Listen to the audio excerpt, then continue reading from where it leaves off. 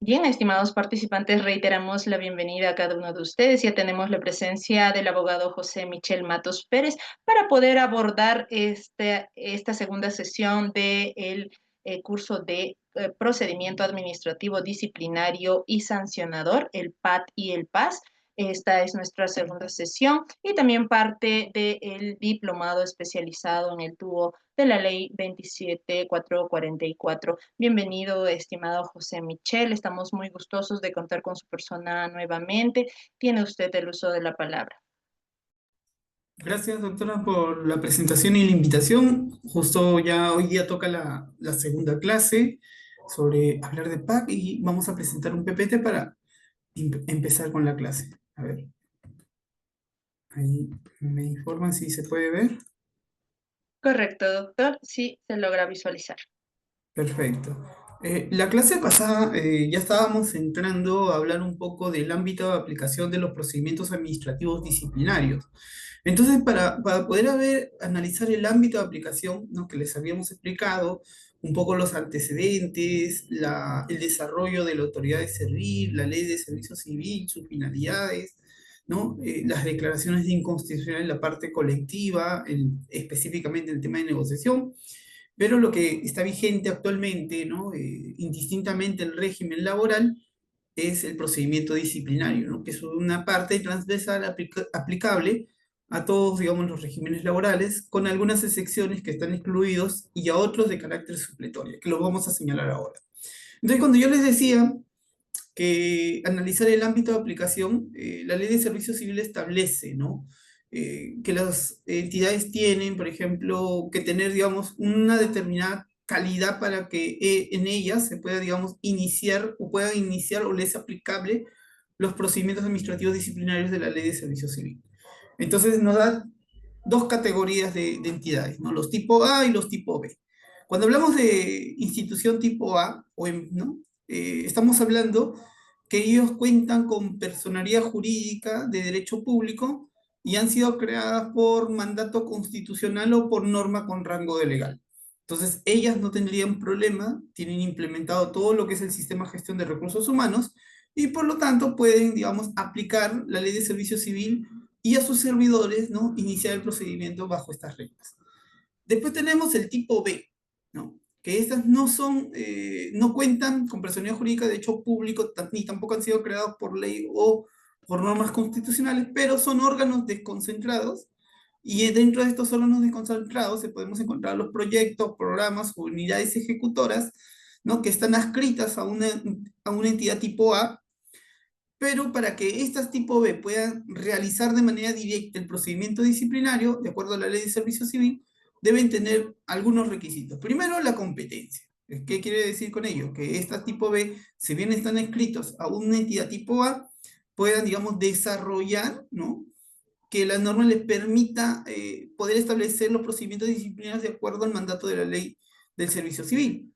Es decir, deben contar con un organismo de recursos humanos propio o el que haga sus veces. Y deben contar con una resolución que les declare tipo B. Entonces, cumpliendo estos requisitos, estos programas, unidades ejecutoras o proyectos, ¿no?, como entidades que están adscritas a otra entidad denominada tipo A, pueden realizar los procedimientos administrativos disciplinarios. Si no tiene estas características, la entidad tipo B no podría por sí sola realizar estas funciones, ¿no? Tendría que hacerlo en todo caso la entidad tipo A. Ahora, yo les decía también que la ley de servicio civil había excluido, ojo, en su norma original, que entidades no se les aplicaba la ley de servicio civil, y con ello también el capítulo de los procedimientos disciplinarios. Esto fue declarado inconstitucional por el tribunal en el proceso de inconstitucionalidad de la ley de servicio civil, pero por la ley 3064/7 se han vuelto de nuevo a excluir el Banco Central de Reserva, la Superintendencia de Banco y Seguros, ¿no?, y el Congreso de la República. Entonces, estas tres entidades actualmente están excluidas y no se les puede aplicar los procedimientos administrativos disciplinarios de la ley de servicio civil. Ahora, También para poder entender o comprender quiénes se les aplica el procedimiento disciplinario, ya no por las entidades, sino por el régimen de vinculación, yo les decía que esta norma era transversal, ¿no? Y las reglas para el PAC son aplicables directamente a servidores que efectúan funciones administrativas bajo el régimen del Decreto Legislativo 276, 728, CAS, la propia ley del Servicio Civil. Incluso también encontramos, ¿no? Formas de contratación sin carrera, ¿no? Como es el FAC, el PAC y también los gerentes públicos que están regulados por el Decreto Legislativo 1024. Entonces, a todo este conjunto de servidores bajo distintas formas de contratación, le es aplicable la ley de servicio civil. En el caso de las carreras especiales, ¿no? Por ejemplo, profesorado, docentes, asistentes de salud, magistrados, fiscales, diplomáticos, servidores penitenciarios y militares, acá las reglas de la ley de servicio civil no son aplicadas de inmediato, sino se les aplica supletoriamente. ¿Qué quiere decir esto? Que estos regímenes de carreras especiales tienen sus propias reglas de procedimiento administrativo disciplinario y les aplican las normas de la ley de servicio civil, pero de manera supletoria. ¿Sí? Y claro, también vamos a encontrar que hay empresas del Estado, ¿no? Que quedan bajo el ámbito de la aplicación del PAC, de la ley del servicio civil, ¿no? Los trabajadores de aquellas empresas que no se encuentran, ojo, siempre y cuando no se encuentran bajo la competencia del FONAFE. Entonces, las empresas del Estado sí, siempre y cuando el FONAFE no esté dentro de esas competencias. Entonces, ahí vamos viendo que la mayoría le es aplicable, ¿no? De los distintos regímenes, le es aplicable el procedimiento administrativo disciplinario de la ley de servicio civil, salvo las carreras especiales que se aplican de manera supletoria, salvo también los que están excluidos, que ya los había señalado, el BCR, la SBS y el Congreso de la República, y en el caso de empresas del Estado se le es aplicable, pero siempre y cuando no estén dentro de las competencias del FONAFE. Ahora, también dentro de los grupos ocupacionales también se va a ver si le es aplicable o no la ley de servicio civil. O sea, cuando vemos la ley de servicio civil, establece que los grupos ocupacionales son funcionarios, directivos, servidores de carrera y servidores de actividad complementaria. En los casos de directivos, servidores de carrera y servidores de actividades complementarias, a todos estos grupos se le aplica la ley de servicio civil, no hay problemas, ¿no? Para efectos del PAC es preciso identificar a los servidores civiles ubicados en el grupo de los funcionarios y diferenciarlos de los demás grupos. Ahora, en el caso de los funcionarios, ¿no? Que ellos tienen, digamos, normalmente son las máximas autoridades, ¿no? En algunos casos de las entidades, se va a aplicar las reglas de la ley de servicio civil, pero va a tener un procedimiento distinto, ¿no? En los otros procedimientos tenemos autoridades unipersonales, ¿no? Donde vamos a encontrar una autoridad instructora, ¿no? Que probablemente puede ser el jefe inmediato o la oficina de recursos humanos, y el procedimiento sancionador, que si es una falta de amonestación o suspensión, puede ser el órgano de recursos humanos o la máxima autoridad administrativa en caso de destituciones, ¿no? Pero estamos viendo que son autoridades unipersonales, ¿no? En cambio, cuando estamos hablando de los funcionarios, algunos se encuentran excluidos, ojo, del ámbito de aplicación del PAC, y los que se encuentran dentro de este ámbito van a tener, no se les va a realizar a través de las autoridades unipersonales, sino van a haber autoridades colegiadas, ¿no? Como una comisión ad hoc, ¿no? Y esta comisión ad hoc va a llevar a cabo el procedimiento instructor y el procedimiento sancionado como tal, ¿no?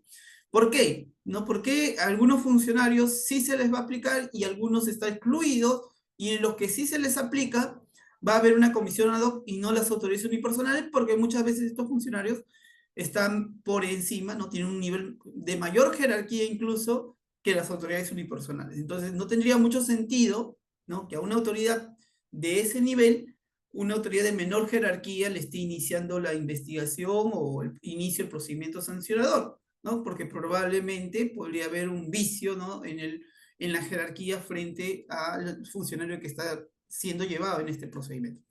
Entonces, por ejemplo, ¿no? Vamos a poner un ejemplo de autoridad, digamos, pongamos, ¿no? La SUNAFIL, que es una autoridad, ¿no? Tipo B, que está adscrita al ministerio, pero tiene su oficina de recursos humanos, ¿no? Tiene su secretaría técnica, y pongamos que su máximo representante, la autoridad ejecutiva, ¿no? Incumpla alguna disposición de la ley de servicio civil, ¿sí? Entonces, a ellos, a él, a este funcionario, no se le va a aplicar la ley, es decir, no se le va a establecer el procedimiento con una autoridad instructora y sancionadora porque su jefe inmediato no tiene un jefe inmediato, ¿no? Sino es la máxima autoridad del sistema de inspección, a pesar de que está escrito al Ministerio de Trabajo. Entonces, ¿quién va a ser el que, digamos, el que declare la comisión ad hoc?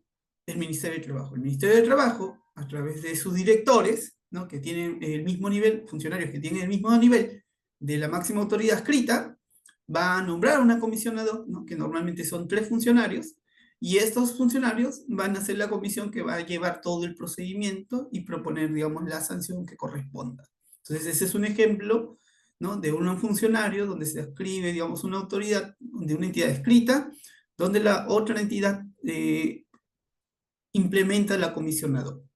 Ahora, yo también les decía que dentro de este grupo de funcionarios hay funcionarios que están excluidos, ojo, del procedimiento administrativo disciplinario de la Ley de Servicio Civil. Y claro, a ellos lo que le corresponde es un antejuicio político, ¿no? ¿Quiénes son estos funcionarios, ¿no? Digamos, elegidos, de elección popular, designados o de libre remoción, funcionarios de libre designación y remoción? Por ejemplo, elección popular, el presidente de la República, elegidos, vicepresidente de la República, elección popular, congresistas de la República y el Parlamento andino, los ministros de Estado, el viceministro, el presidente, los vicepresidentes, los consejeros regionales, los alcaldes, los magistrados del TC, defensor del pueblo, contralor, presidente, ya. A todos estos funcionarios que están en este grupo desarrollado, a ellos les corresponde una responsabilidad política y una acusación constitucional, ¿no? Los procedimientos propios previstos en las leyes de creación de sus entidades o leyes orgánicas como rectores de universidades o algunos organismos constitucionalmente autónomos, ¿no? Entonces, ellos no se les aplica la ley de procedimiento administrativo, la ley del servicio civil en su procedimiento administrativo disciplinario y tienen otro, digamos, otro mecanismo de sanción, ¿no? O de destitución dentro del antejuicio político. Entonces, habiendo señalado ello, ¿no? A modo de resumen, el ámbito de aplicación de los procedimientos disciplinarios de acuerdo a la ley de servicio civil, uno va a tener que analizar primero qué grupo ocupacional pertenece el servidor, ¿no? Segundo, el régimen que tiene frente a la entidad. Y tercero, el tipo de entidad en la cual se encuentra. Con estos 3 elementos uno puede determinar si se le aplica o no se le aplica la ley del servicio civil en los procedimientos administrativos disciplinarios, ¿sí? Ahora, habiendo dicho ello, ya pasamos a otro punto, ¿no? Donde también dentro del grupo ocupacional vamos a diferenciarlos, ¿no? Dentro de los que tienen vínculo vigente y cuando el servidor deja o el funcionario deja de tener vínculo, ¿no? Entonces, cuando yo tengo vínculo, obviamente se me aplica el procedimiento, ¿no? Pero también si yo termino el vínculo, tengo obligaciones todavía con la función administrativa. Y estas funciones de los ex trabajadores, ex autoridades de las entidades, está establecida específicamente en la Ley de Procedimiento Administrativo General, ¿no? El TUO, el artículo 262, ¿no? Donde dice las restricciones a las ex autoridades de las entidades. Por ejemplo, ninguna ex autoridad de las entidades podrá realizar durante un año siguiente a su cese alguna de las siguientes acciones, como por ejemplo, ninguna autoridad puede representar o asistir a un administrado en algún procedimiento respecto al cual tuvo algún grado de participación durante su actividad, ¿no? En la entidad. Tampoco puede asesorar a cualquier administrado en algún asunto que estaba pendiente de decisión durante su relación con la entidad. Tampoco realizar cualquier contrato de modo directo o indirecto con algún administrado o apersonado a un procedimiento resuelto con su participación. También es una transgresión a estas restricciones, será objeto de procedimiento investigatorio y de comprobarse, el responsable será sancionado con la prohibición de ingresar a cualquier entidad por 5 años. Entonces acá lo que estamos viendo, ¿no? Que si un ex servidor, ¿no? Incumple alguna de estas obligaciones, a través de la ley de servicio civil se le puede hacer un procedimiento administrativo disciplinario bajo la calidad de ex servidor. Y claro, acá la sanción ya no va a ser la destitución, ¿no? ¿Cuál va a ser la sanción contra el funcionario o autoridad que ha incumplido? Va a ser ¿no? La inscripción de no poder realizar ninguna actividad para la administración, ¿no? Que sería el elemento accesorio de la destitución, por 5 años, ¿sí? Ahora, van a ver también, ¿no? En estos casos, ojo, se le llama un procedimiento administrativo disciplinario de la ley de servicio civil a ex servidores. Pero ¿qué pasa, no? Si yo soy un trabajador de una entidad, renuncio, ¿no? Pero cuando ya no tengo vínculo, se identifica algún incumplimiento, ¿no? Es decir, se identifica que yo he incumplido, que he afectado, digamos, alguna disposición de la ley de servicio civil. José, en esos casos, ¿también se me inicia el procedimiento disciplinario bajo la calidad de ex servidor? Y la respuesta es no. Ese procedimiento disciplinario, ojo, que le realizan a alguien que ya no tiene vínculo con la entidad, se le hace en la categoría de servidor porque el incumplimiento fue cuando todavía tenía vínculo, ¿no? Entonces, el procedimiento disciplinario es como servidor y claro, acá la destitución, ¿no? El efecto sería, ¿no? El registro de no poder realizar ninguna labor por 5 años, ¿no? Pero en la calidad de servidor, solamente en los casos de ex servidores, ¿no? En el caso de autoridades de esas entidades, se incumple alguno de estos supuestos. Ahora, vamos a entrar un poco a lo que es el procedimiento administrativo ya disciplinario como tal. Y dentro del procedimiento administrativo disciplinario, yo tengo que decirles, a grosso modo, esto lo vamos a desarrollar también más adelante, que tiene una etapa de investigación preliminar, ¿no? Esta es una etapa donde un servidor denominado secretario técnico va a realizar las investigaciones, ¿no? Que pueden ser de oficio, que pueden ingresar por denuncia o a pedido de parte de alguna autoridad, ¿no? O jefe inmediato, donde la Secretaría Técnica toma conocimiento de algún incumplimiento realizado por un servidor público, ¿no? Entonces, acá, en esta etapa, se inicia o se activa, ¿no? La parte preliminar antes del inicio del procedimiento disciplinario como tal, y el secretario técnico comienza a constatar hechos, ¿no? Hace indagaciones, solicita documentación o pruebas, ¿no? Para que se pueda identificar si hay o no responsabilidad del servidor público, ¿no? Por ejemplo, ¿no? ¿Qué pasa si el jefe inmediato, ¿no? de un servidor le informa, ¿no? a la Secretaría Técnica que Juan Pérez ha llegado constantemente muy tarde, ¿no? No 5 minutos, no 10, sino en el último mes ha estado llegando 1 hora tarde, ¿no? Entonces, obviamente, la Secretaría Técnica se activa en esa información y lo primero que tendría que pedir, ¿no? Para poder constatar ese hecho, ¿no? Son las marcaciones de ingresos y salidas. Y se lo solicita a la Oficina de Recursos Humanos para poder identificar, ¿no? Si es que las marcaciones son, por ejemplo, digitales, ¿no? Para que puedan ver en qué momento ha marcado. O si fueran las marcaciones antiguas, con un documento donde uno tiene que firmar, probablemente solicite esa documentación para poder constatar, ¿no? Las fechas que, digamos, ha marcado y el horario de ingreso. Entonces aquí va a poder identificar, ¿no? Si cuántos días, digamos, del mes ha llegado tarde y también solicitar, ¿no? No solo es los ingresos y salidas del servidor, ¿no? Sino también tendría que solicitar adicionalmente si ha habido, digamos, alguna solicitud al jefe inmediato o recursos humanos de permiso, ¿no? De llegar tarde en ese mes, ¿no? Entonces, probablemente si no hubiera ninguno de ellos, tampoco no habría un tipo de justificación. Ya con estos elementos se puede, digamos, dar inicio a emitir un informe, ¿no? Que sería el producto de la investigación preliminar, que puede señalar si da a lugar o no el inicio de un procedimiento disciplinario, ¿sí? Entonces, el secretario técnico tiene una función de investigador, ¿no? Es una autoridad que investiga, ¿no? Que está escrita normalmente a la Oficina de Recursos Humanos, puede ser un servidor contratado como secretario técnico o puede ser un servidor de la misma entidad que esté contratado bajo otro cargo, pero que realice o que se le nombre, ¿no? Para poder realizar las funciones de secretario técnico, ¿sí? La Secretaría Técnica, ¿no? Que donde está el secretario técnico puede tener un equipo. Es normal que tenga un equipo y que se le implemente un equipo, dado que las entidades, ¿no? Especialmente las entidades grandes, pueden tener muchos casos de procedimientos disciplinarios. Entonces necesita, digamos, personal para poder evaluar y hacer las investigaciones, imputar, y también el secretario técnico, ¿no?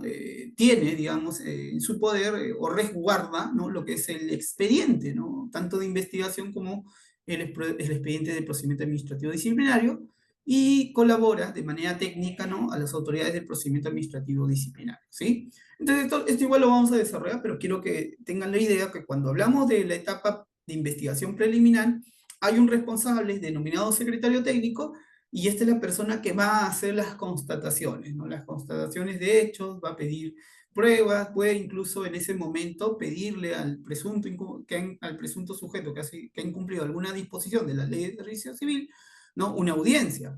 No es obligatoria, pero lo puede hacer. Y en esta etapa, ojo, no es, digamos, no se le podría, digamos, no se afectaría ningún tipo de derecho de defensa contra el sujeto que está siendo investigado en esta etapa, si es que no se le da la documentación, porque en esta etapa lo que está constatando son hechos, ¿no? Entonces todavía no estamos hablando de un procedimiento administrativo disciplinario. Entonces, es muy parecido a la figura de actuaciones inspectivas que está en el tubo de la Ley de Procedimiento Administrativo General. Entonces, está haciendo constataciones de hechos, ¿no? Y estas constataciones le van a permitir, ¿no?, terminada la investigación, poder iniciar o archivar, ¿no?, en el caso de denuncias, la denuncia y informar al denunciante que no hay elementos, ¿no?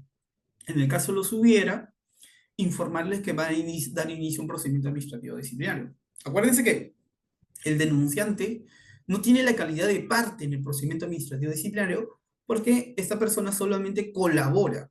El procedimiento administrativo disciplinario es un procedimiento de oficio que lo realiza la entidad bajo su facultad que tiene de poder sancionar a los servidores en caso de incumplir alguna disposición de la ley de servicio civil.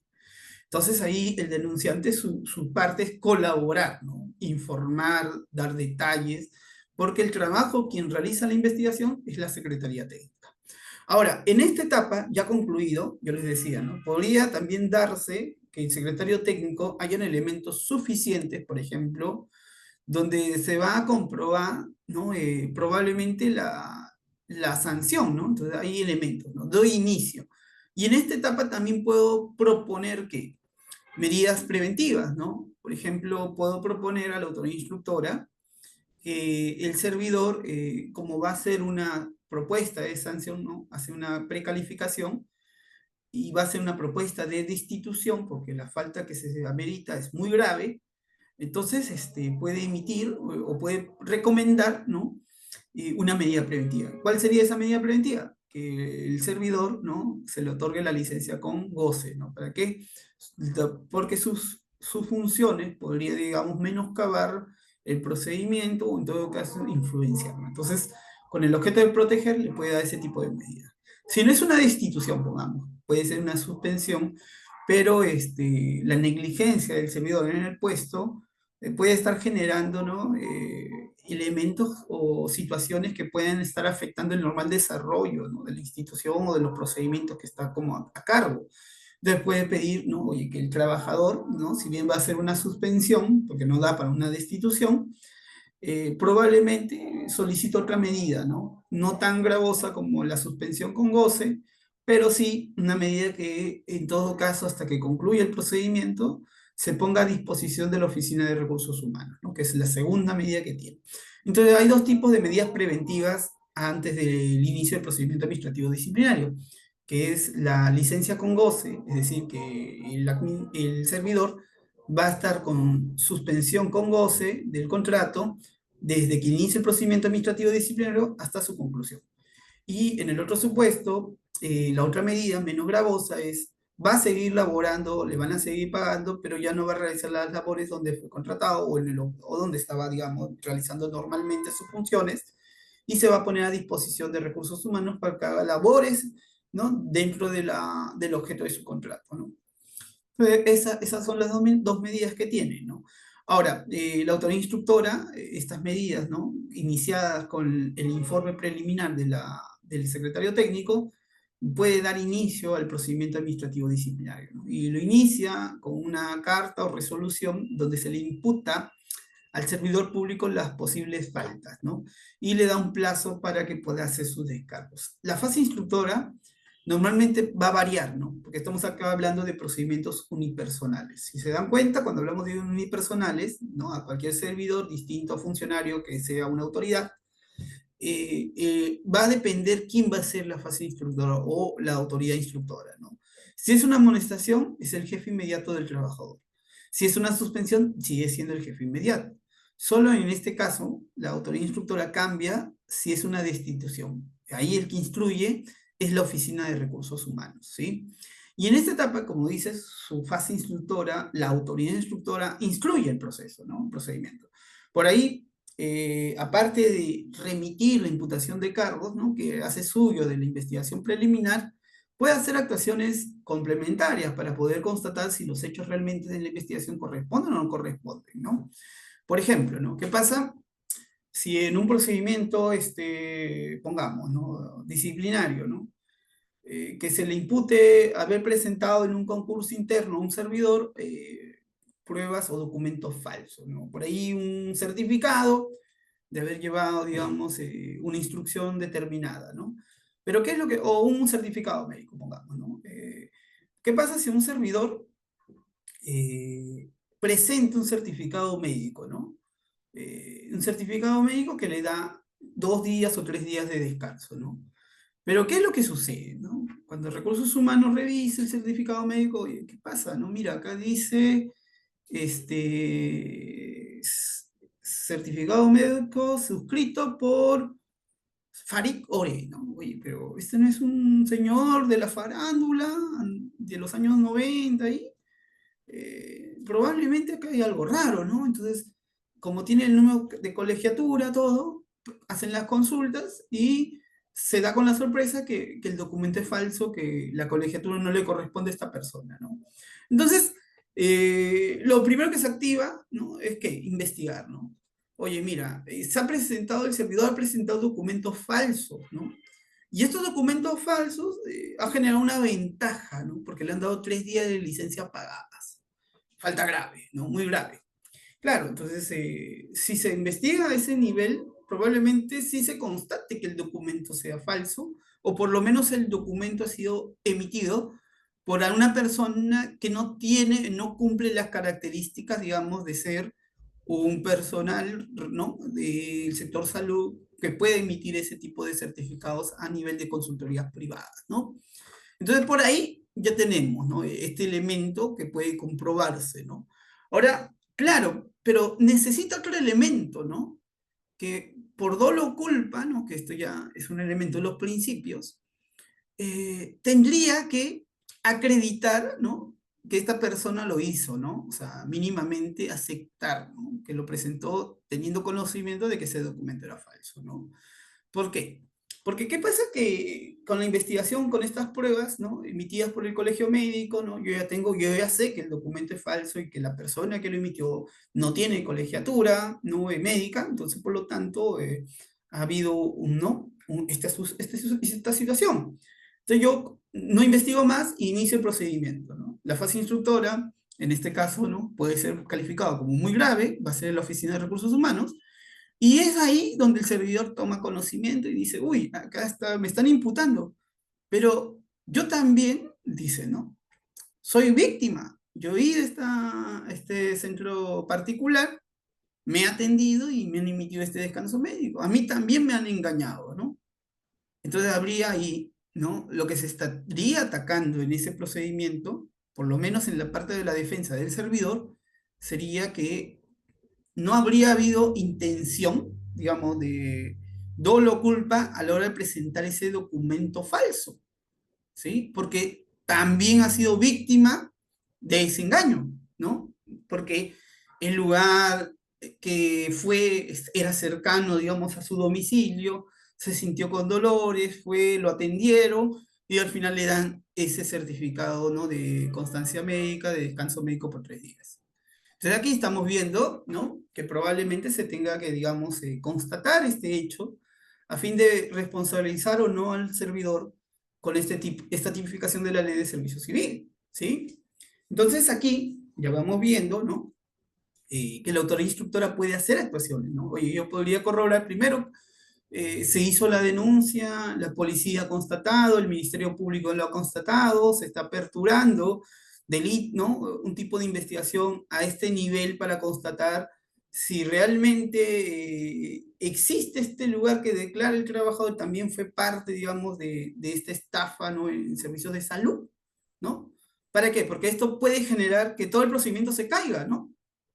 No es suficiente con decir, oye, presentó la documentación falsa, sino también tengo que identificar estos elementos, porque si el trabajador fue engañado, podemos ver un quiebre, digamos, de algunos de los elementos de la culpabilidad a la hora de presentar estos documentos, ¿no? Y claro, yo recuerdo un caso que se judicializó en una entidad y que al final el juez, no en la parte del procedimiento administrativo disciplinario, porque la entidad marcó su posición y dijo, no, yo es suficiente con demostrar el hecho y te sanciono y te doy destitución, ¿no? Esto llegó a primera, llegó a segunda, y el Poder Judicial revisa, ¿no? Y ya en ese interín, que ya pasaron 2 o 3 años, incluso en este proceso, el servidor ya tenía, ¿no? Una sentencia, ¿no? Que él había denunciado a esta entidad de servicio, donde se había sancionado a este sujeto que emitía los certificados médicos falsos, ¿no? Y él había sido víctima de este tipo de prestación, ¿no? Entonces, eso le permitió al juez resolver, ¿no? Y señalar esto que les señalo, que les comento, ¿no? Y por lo tanto, el procedimiento disciplinario se cae, ¿no? Y él retorna de nuevo a laborar a la entidad, ¿no? Esto es importante porque los principios nos pueden ayudar también a poder interpretar cada una, digamos, de las fases del procedimiento administrativo disciplinario, ¿no? Ahora, yo les tengo que decir que la Ley de Servicio Civil no desarrolla los principios del procedimiento administrativo disciplinario, por eso que después cuando vayamos a principios, vamos a hablar un poco del tubo del LEPAC, ¿no? Que le es aplicable también a la Ley de Servicio Civil en aquellos casos de manera supletoria que no los regule de manera expresa, ¿no? Y uno de esos puntos son los principios. Ahora, la autoridad instructora una vez realizadas estas constataciones para poder determinar o no la responsabilidad, emite un informe, ¿no? Este es el informe de la autoridad instructora. Y se lo traslada a la fase sancionadora. La fase sancionadora, lo que va a hacer con ese informe, probablemente, si cuenta con todos los elementos, la evaluación de los descargos, se lo traslade a quién? De nuevo al servidor, ¿no? El servidor que está siendo parte del procedimiento administrativo disciplinario, para otorgarle si es que va a ejercer el uso de su derecho, digamos, de audiencia oral o no. Miren, a diferencia del procedimiento sancionador, que en la fase instructora y sancionadora solamente se le pide los descargos, en los procedimientos administrativos disciplinarios, ojo, la fase sancionadora le da audiencia, pero para hacer esos descargos de manera verbal, ¿sí? En una audiencia oral, que puede ser presencial, normalmente era antes presencial, ¿no? Antes de la pandemia, y que en la fecha, ¿no? Las autoridades lo están realizando más por la vía virtual, ¿no? Lo cual también deja una constatación y huella, ¿no? De todo lo que se ha declarado. Ahora, en la fase sancionadora, ¿no? Puede ser el jefe, ¿no? En el caso de amonestaciones puede ser el mismo jefe, en el caso de suspensiones la Oficina de Recursos Humanos, y en el caso, digamos, de instituciones, acá cambia, ¿no? El titular, ¿no? De la entidad. Y claro, cuando inició la ley de servicio civil, lo primero que se preguntaba, ¿quién va a emitir la resolución? Por ejemplo, de un órgano autónomo, ¿no? El titular de esta entidad, o sea, la máxima autoridad, por ejemplo, ¿no? Pongamos Contraloría, tiene que ser el Contralor el que va a emitir la resolución de destitución. Y cuando se le hizo las consultas en su momento a Servir dijo, oye, un momento, no necesariamente tiene que interpretarse como el titular institucional de la entidad. Puede ser el titular como máxima autoridad administrativa. Es decir, ¿quién es la máxima autoridad administrativa en las entidades? La gerencia general. Ella es el titular para los procedimientos administrativos disciplinarios. ¿Sí? Entonces acá vamos viendo dos cosas, ¿no? Yo les decía que el procedimiento disciplinario tiene algunas cosas, ¿no? Que no regula algunos principios, ¿no? Por ejemplo, yo veo que probablemente en los procedimientos administrativos disciplinarios de amonestación escrita se puede estar afectando el debido procedimiento. Porque si revisan, ¿no? El jefe en amonestación y el jefe sigue siendo el mismo jefe en la etapa sancionadora. ¿Esto qué genera? Genera que, y un principio del debido procedimiento, esto lo vamos a expresar, que la misma autoridad instruye y sancione, ¿no? Al servidor. Sí, esa amonestación escrita, sí, pero no deja de ser un procedimiento. Debería ser siempre una autoridad distinta. No puede ser una autoridad, la misma autoridad que instruya y que sanciona, ¿no? Y eso lo dice el artículo 230, si no mal recuerdo, del TUDO del LEPA, ¿no? Entonces acá yo veo un elemento, ¿no? Lo que yo entiendo que lo hizo, en todo caso, la ley de servicio civil, no, bueno, es una amonestación escrita, que si bien va legajo, pero puede ser en este tipo de situaciones el mismo jefe. Claro, pero ya voy viendo que esto puede estar afectando el debido procedimiento, ¿no? Entonces aquí vamos viendo ello, ¿no? En el caso de suspensión sí hay una modificación, ¿no? Porque el que instruye es el jefe y la autoridad distinta es la Oficina de Recursos Humanos, ¿sí? Incluso el jefe, ¿no? Que instruye, ¿no? En el informe puede terminar recomendando que se continúe con la sanción o incluso puede recomendar, ¿no? Que se archive, ¿no? Yo recuerdo algunos casos que comenzaban, ¿no? Y esto es bien interesante, ¿no? Que comenzaban con destitución y terminan en fase sancionadora, ¿no? Por el titular de la entidad con amonestación escrita. Y yo analizaba esas situaciones y decía, oye, en estos casos las entidades, la fase sancionadora, y el informe era de archivamiento, ¿no? La autoridad, en este caso la Oficina de Recursos, decía, oye, archívese, ¿no? Y la pregunta es, ¿por qué amonesto de manera escrita, ¿no? Si estoy diciendo que no es responsable del tipo infractor que le he iniciado, ¿no? Y era bien interesante, ¿no? Recuerdo un caso de, de una entidad, ¿no? Que, bueno, ya concluyó, ¿no? De Indecopi, ya fue hace años. Antes esta entidad hacía concursos, ¿no? Muchos concursos públicos, ¿no? A los ciudadanos, donde podía uno postular, ¿no? Y poner sus marcas, ¿no? Y las marcas, digamos, que cumplían cierto estándar, podían estar en los primeros lugares y el premio era, parte del reconocimiento, ¿no? Como buenas prácticas, todo esto, ¿no? Que les gusta. Había un elemento más, ¿no? Que estaban exonerados, ¿no? Los que ganaban o los que estaban en los primeros puestos, se les exoneraba de pagar, digamos, el tributo o el pago por la marca en el registro, ¿no? Entonces ya, y así estuvieron 1, 2, 3 años, no me recuerdo, hasta que alguien les tocó la puerta y le dijeron, oye, por si acaso lo que estás haciendo es inconstitucional. Sí, y realmente era inconstitucional, ¿no? Porque la Constitución señala, ¿no? Que solo por ley, ¿no? Se puede establecer las exoneraciones a los tributos, ¿no? Y dentro de ellos también los registros, ¿no? Entonces no podía hacerse a través de una norma de desarrollo directivo o resolución, ¿no? Entonces ya ahí había una reserva de ley. Pero ¿qué es lo que pasa, no? Después cuando dicen, ya, bueno, nos han observado, hay que sancionar, y en vez que sancionen, ¿no? A las personas que aprobaron todos estos concursos, los disciplinarios iban a los funcionarios, digamos, o a los servidores de menor jerarquía. Por ejemplo, el caso era que a la secretaria, no, a la responsable, ¿no? Del área de logística, la que daba, digamos, las aprobaciones, digamos, de los registros, de este tema de las exoneraciones, ¿no? Ella era la que supuestamente le habían iniciado procedimiento por destitución, ¿no? Y algo era bien curioso en este procedimiento, ¿no? Que le inician a ella por destitución y el procedimiento en sí, o sea, ya el caso en concreto, ¿no?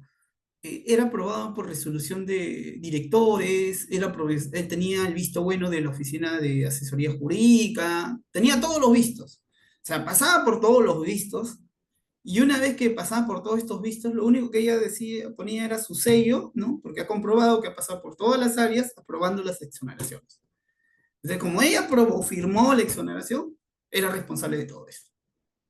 Entonces se le pedía, ¿no? A una persona que ni siquiera era versada en derecho, a un servidor que no era incluso la carrera de derecho, ¿no? Porque normalmente estas funciones lo realizan los que tienen, digamos, otro tipo de carrera, ¿no? Contable o fiscal, ¿no? O sea, tenga que ver con contabilidad. Eh, y le inician el sancionador. Y lo curioso era por haber aprobado ello. Y en la defensa, ¿no? Se señalaba que en ningún momento ella había incumplido, ¿no? Ni tampoco en esta etapa se tenía que hacer el análisis constitucional si lo aprobado por resolución de la autoridad tal, ¿no? Tenía que ser o no, ella hacer un control de constitucionalidad, ¿no? Entonces, era irrisorio el caso, ¿no? Pero obviamente tenían que sancionar a alguien, ¿no? O a algunos. Entonces, al final, ¿no? Se dan cuenta, pues, ¿no? Del graso error, ¿no? Con los descargos, todo, tanto que la autoridad instructora, recomienda archivar, pues, ¿no? Pero, como les decía, ¿no? Así el titular decía, oye, ¿sabes qué? Bueno, el gerente general, ¿no? Bueno, no podemos archivar, ¿no? Porque no vamos a decir, oye, después de todo este chongo, vamos a terminar todo esto en una resolución de archivo, ¿no? Entonces, vamos a amonestar y amonestar, ¿no? Claro, yo en ese caso sabíamos que la amonestación no iba, ¿no? O sea, porque no tenía responsabilidad, no se había demostrado ningún elemento de responsabilidad. Es más, aún los informes de asesoría jurídica desde ese momento avalaban todo ello, ¿no? Entonces, claro, después sacan otro informe de manera posterior diciendo, haciendo que asesoría jurídica, por si acaso estos informes, lo clásico que hacen, ¿no? No es vinculante, es opinión en manera general, y nos apartamos de nuestra opinión, pero esa opinión generó que, generó que una autoridad o varias autoridades hagan todo este procedimiento y que la otra persona que es al final de la cadena de los procesos firme, pues, ¿no? Entonces esto obviamente terminó en amonestación. Claro, ahí se le preguntó si se tendría que votar, se votó la parte administrativa, pero también la servidora dijo, ya, ¿sabes qué? No lo quiero llevar a la vía judicial, ¿no? Pero ya dejémoslo ahí. Entonces, porque ella estaba cansada de todo el procedimiento, ¿no? Que duró casi un año y medio, ¿no? Porque normalmente se toman todo el tiempo del mundo. No, hasta la segunda instancia, claro está, ¿no? Entonces el procedimiento terminó ahí, ¿no? Obviamente con un desazón, ¿no? Porque no era responsable de nada, pero y se veía que se tenía esta cultura de que si bien no se va a cumplir la destitución, se va a molestar. Y claro, ahí yo me puse a analizar, en la apelación lo hicimos, ¿no? Que obviamente lo resuelve también en estos casos la Oficina de Recursos Humanos, lo pusimos en el sentido de que, ¿no? La falta que se le tipificara era una falta muy grave y no podía hacerse en un procedimiento con una falta muy grave por una amonestación escrita, ¿no? En todo caso, la amonestación tendría que estar propiamente en el RIS. Claro, ese fue el razonamiento que utilizamos para poder, ¿no? Argumentar de que en este caso lo que correspondía era el archivo, ¿no? Y obviamente, segunda instancia ratificó lo de la gerencia de ese momento, ¿no? Pero voy viendo ahí, les digo, ¿no? Que esto obviamente es una mala práctica de la administración pública, ¿no? Porque tranquilamente tendría que haber archivado el procedimiento, porque no tenía elementos ni para sancionar, ni tampoco para temperar la sanción, porque normalmente cuando tú disminuyes una sanción tiene que haber un test de razonabilidad, ¿no? Aplicas el principio de razonabilidad, el test de proporcionalidad, ¿no? Para poder ver qué elementos, digamos, permiten que la sanción no sea tan gravosa frente al servidor, pero en este caso no, ni siquiera ese razonamiento se hizo. Entonces, claro. Entonces, acá la fase sancionadora, ¿no? Es la fase decisora. Voy a decidir del procedimiento y en esta fase, aparte de decidir, lo que voy a hacer en todo caso, ¿no? Es escuchar, ¿no? De manera oral.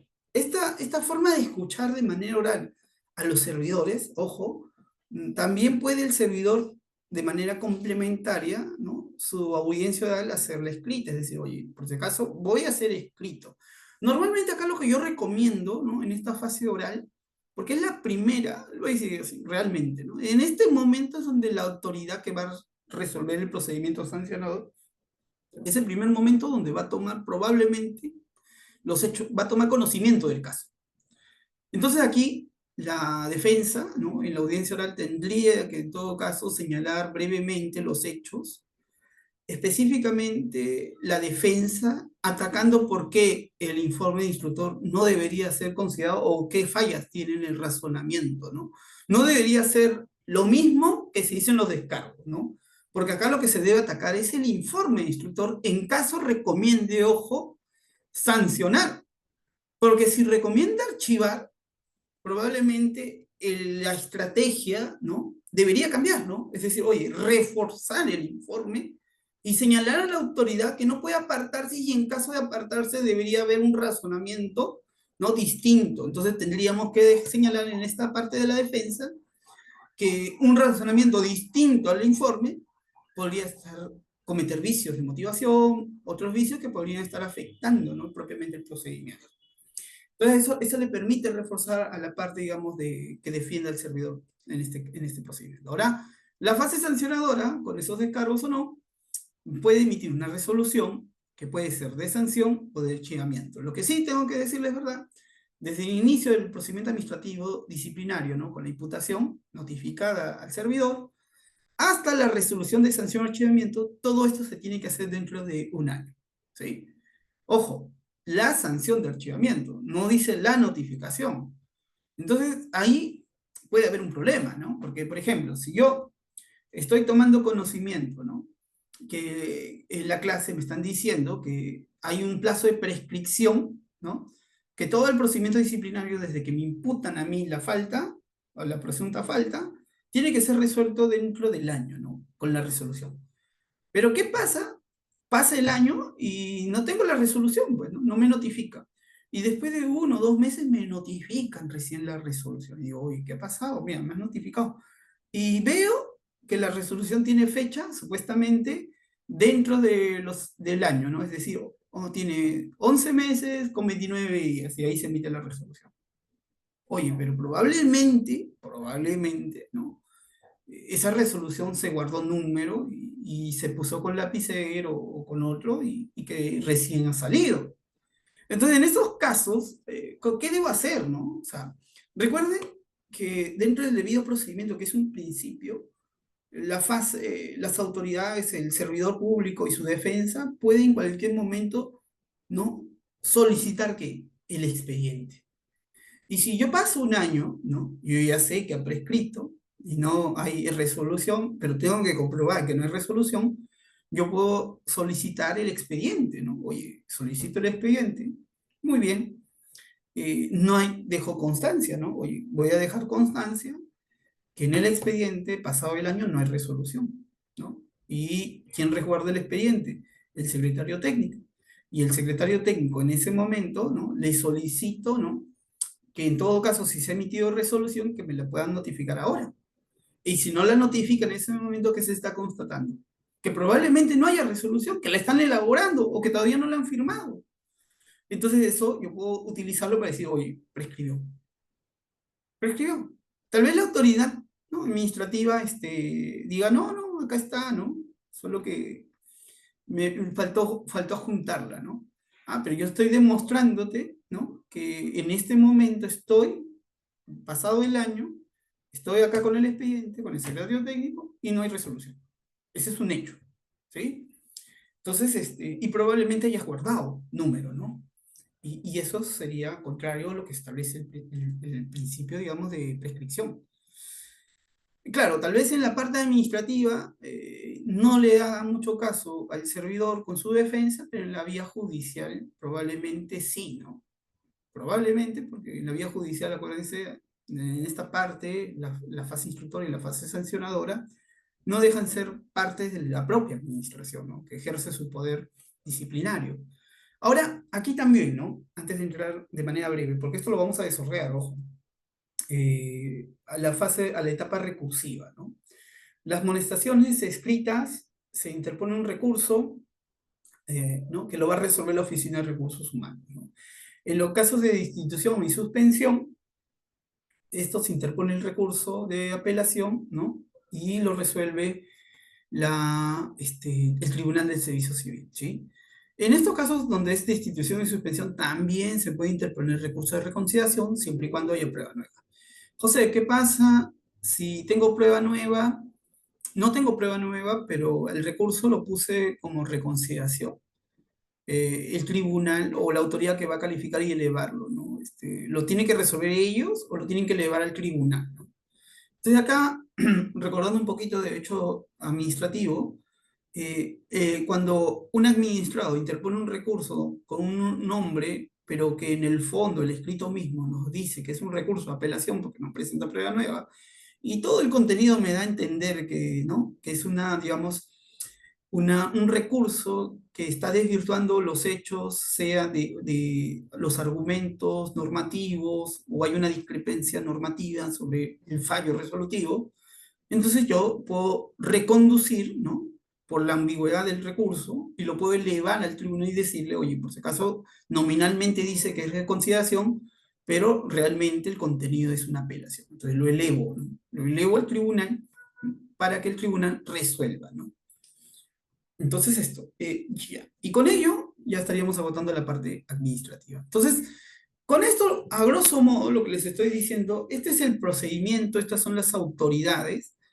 Una crítica, la parte del procedimiento de amonestación escrita, que sigue siendo la misma autoridad, esto puede afectar el debido procedimiento. Y la otra crítica es que, a diferencia de los sancionadores, ¿no? De los PAS, donde hay autoridades instructoras y sancionadoras, la autoridad instructora y la autoridad sancionadora normalmente son especialistas en esa materia, ¿no? Por ejemplo, en casos del OCE, Contraloría, o Sinermin o EFA, ellos ven diariamente procedimientos sancionadores, ¿no? Acá las autoridades instructoras y sancionadas no. El jefe inmediato de una amonestación o jefe de oficina de recursos humanos no necesariamente son de la especialidad de derecho, ¿no?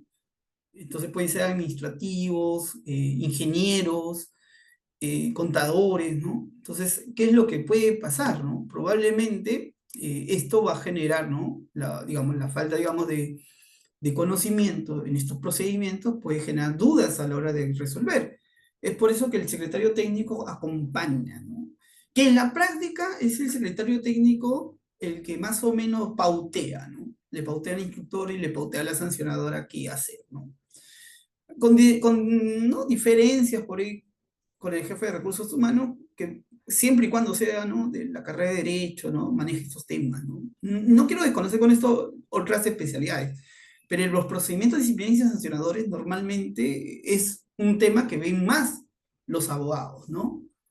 Entonces, y ahí viene un problema, pues, ¿no? En la estructura. Normalmente la fase instructora y la fase sancionadora probablemente no sean no tengan estas herramientas, ¿no? Para poder resolverlas, ¿no? Van a guiarse más por el secretario técnico. Situación distinta, si por ahí la autoinstructora y sancionadora sí es de esta carrera, y probablemente cuando no esté de acuerdo con el secretario técnico va a decir, oye, ¿sabes qué? Yo quiero emitir un informe de archivamiento porque tu investigación está mal hecha, ¿no? No, pero tienes, no, bacán, te he escuchado, pero he comprobado, he corroborado que no hay elementos, ¿no? Y es por eso que sería interesante, que probablemente todos los informes de archivamiento que propone una fase instructora estén versados, ¿no? Por una autoridad que tenga, ¿no? Que conozca la parte de derecho, ¿no? O sea, probablemente, no lo digo, ¿no? Pero sí sería interesante hacer una investigación, no tengo ahorita, pero en los casos que he observado, ¿no? Las autoridades instructoras que han recomendado archivamiento en procedimientos disciplinarios tenían, digamos, esas características, ¿no? Conocer como carrera de derecho principal, ¿no? Ahora, entremos un poquito a los principios, ¿sí? Esto, ojo, lo vamos a volver a ver, ¿ah? No se preocupen, porque todavía tenemos dos clases, ahí lo voy a desarrollar cada uno de la autoridad, secretario técnico, jefe inmediato, ¿no? Disculpen, autoridad instructora y sancionadora, ¿no? Ya con algunas características que la ley de servicio civil les otorga. Pero en esta clase lo que quiero terminar un poco es los principios, ¿no? Porque cuando ustedes revisan los principios del procedimiento administrativo disciplinario en la ley de servicio civil, no hay nada, ¿no? O los menciona por ahí de manera muy gaseosa, pero no los desarrolla. Entonces acá, normalmente lo que se hace es aplicar de manera supletoria el tubo del LPAC, ¿no? Porque es el tubo del LPAC en la parte de procedimiento administrativo sancionador, quienes desarrollan los principios, ¿no? Que les son aplicables también a los principios del procedimiento administrativo disciplinario, ¿sí? ¿Y por qué es importante los principios? Porque los principios que van a ayudar bastante a poder comprender las instituciones de los procedimientos administrativos sancionadores y también de los procedimientos disciplinarios. ¿Cuáles son esos principios? El principio de legalidad, debido procedimiento, tipicidad, razonabilidad, causalidad, continuación de infracciones, concurso y retroactividad, presunción de licitud, culpabilidad y no bis in idem. Algunos principios desarrollados en el PAC, ¿no? En la propia legislación, pero que en algunos otros tienen también de corte, digamos, de derecho constitucional, ¿no? Como por ejemplo la presunción de licitud.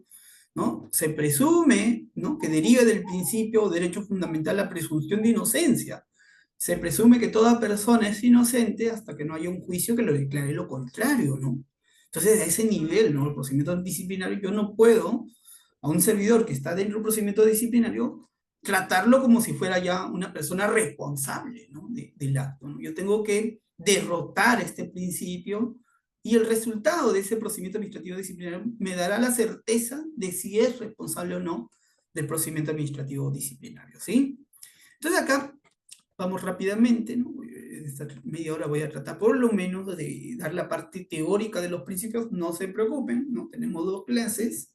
En estas dos clases voy a terminar, ¿no?, toda la parte de los procedimientos, los tipos de infracciones, las sanciones, ¿no? En el tema que vamos a demorar más, creo que va a ser los tipos de infracciones, porque vamos a analizar cada uno de los tipos de infractores que están en la ley de servicio civil, así que no se preocupen, ahí incluso vamos a utilizar bastante casuística, porque lo que quiero es, más que decirles qué tipo de infractor es, cómo el Tribunal de Servicio Civil ha resuelto cada uno de ellos. Pero quiero que les quede claro la parte teórica de los principios, porque esto les va a servir bastante, ¿no? Sea defendiendo a los servidores, ¿no?, si es que asumen la, digamos, la defensa de un servidor en un procedimiento administrativo disciplinario, o sea, ¿no?, como parte de la Secretaría Técnica o como autoridades instructoras o sancionadoras, ¿sí?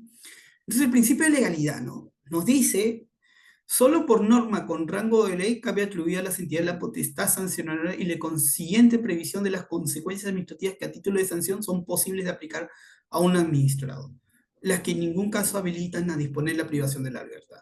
Entonces, acá nos están diciendo dos reglas. Primero, los tipos de infracción tienen que tener una norma de jerarquía legal, de ley, ¿sí?